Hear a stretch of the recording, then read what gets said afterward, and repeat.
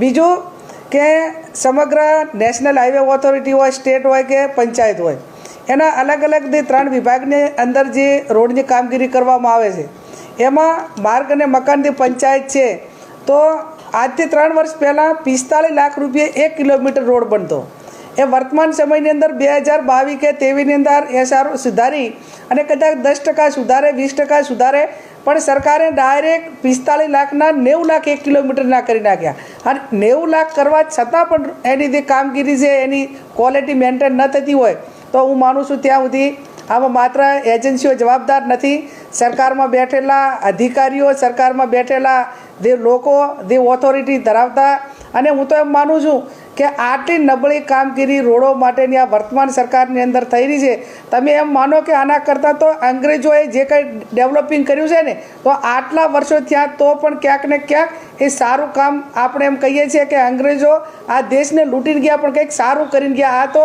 વર્તમાન અંગ્રેજો એ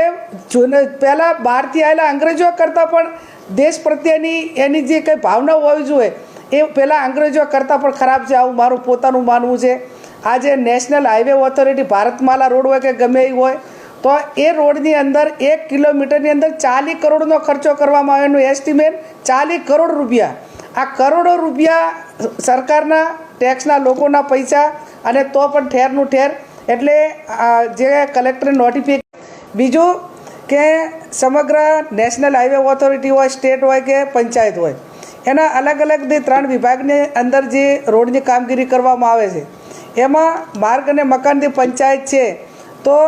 આજથી 3 વર્ષ પહેલાં 45 લાખ રૂપિયે 1 કિલોમીટર રોડ બનતો.